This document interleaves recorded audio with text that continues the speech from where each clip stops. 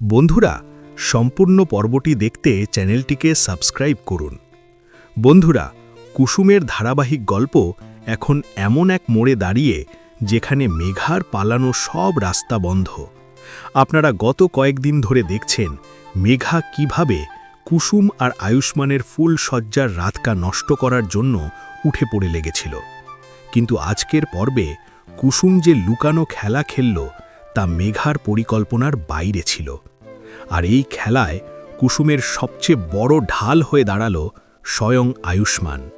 কিভাবে সবার সামনে মেঘার মুখোশ খুলে গেল, চলুন বিস্তারিত জেনে নিই।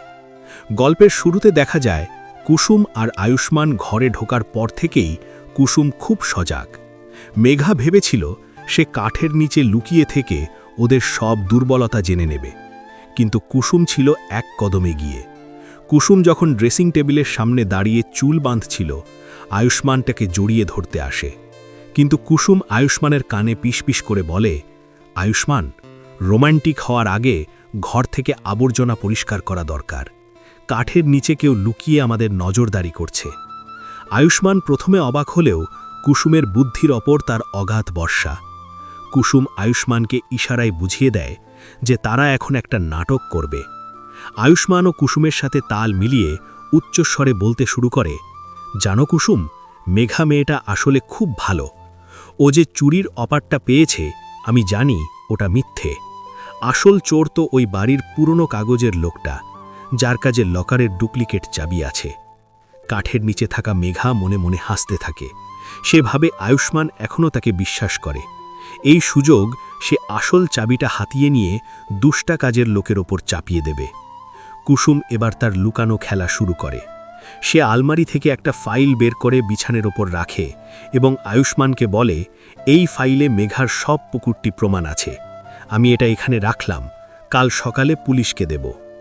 এরপর তারা দুজনেই ঘর থেকে বেরিয়ে যাওয়ার অভিনয় করে। বারান্দায় গিয়ে দাঁড়ায়। মেঘা লোভে অন্ধ হয়ে কাঠের নিচ থেকে বেরিয়ে আসে। সে যে ফাইলটা নিয়ে বিছানা থেকে পালাতে যাবে, অমনি চারদিক থেকে আলো জ্বলে ওঠে এবং দরজায় দাঁড়িয়ে থাকা আয়ুষ্মান আর কুসুম। শুধু তারা নয়, কুসুম আগেই আয়ুষ্মানের ফোন থেকে বাড়ির সবাইকে ভিডিও কল করে রেখেছিল এবং তারা সবাই লাইভে দেখছিল যে মেঘা কাঠের নিচ থেকে চুরির মতো বেরিয়ে আসছে। মেঘা যখন দেখল সে চারপাশ থেকে ঘেরাব হয়ে গেছে, সে কাঁদো কাঁদো গলায় আয়ুষ্মানকে বলতে থাকে, আয়ুষ্মান, বিশ্বাস করো, আমি শুধু ফাইলটা দেখেছিলাম। কিন্তু আয়ুষ্মান আজ দয়া দেখায় না। সে মেঘার ফোনটা কেড়ে নিয়ে আচার দিয়ে ভেঙে ফেলে এবং বলে, তোমার আর কোনো মিথ্যে আমি শুনব না মেঘা। তুমি বাসরঘাটের নিচে লুকিয়ে অপমান করতে চেয়েছিলে, এখন নিজের অপমানটা সহ্য করো। কুসুম এগিয়ে এসে মেঘার চোখের দিকে তাকিয়ে বলে, মেঘা, তুমি ভেবেছিলে আমি শুধু ঘর সামলাতে জানি। মনে রেখো, আমি কুসুম, এই বাড়ির সম্মান করতে জানি। আমি নিজের ঘরকেও আদালত বানাতে পারি। আজ তোমার সব চাল আমার হাতের মুঠোয়।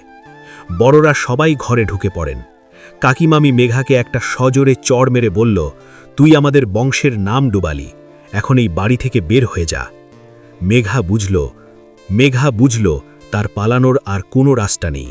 সে মাথা নিচু করে সেই ঘর থেকে চিরতরে বেরিয়ে যায়। বন্ধুরা, কুসুম আশুমান আজ যেভাবে এক হয়ে মেঘার মোকাবিলা করল, তাদেরকে আপনাদের কেমন লাগল? মেঘা কি এবার সত্যি হেরে গেল, নাকি আবারও কোনো নতুন ষড়যন্ত্র নিয়ে ফিরবে? পরবর্তী পর্বে কি কুসুম আর আয়ুষ্মান সুখে শান্তিতে থাকতে পারবে? আপনাদের কি মনে হয়? কমেন্ট করে অবশ্যই জানান। ভিডিওটি ভালো লাগলে লাইক করুন এবং কুসুমের পরবর্তী আপডেটের জন্য আমাদের চ্যানেলটি সাবস্ক্রাইব করে রাখুন। ধন্যবাদ।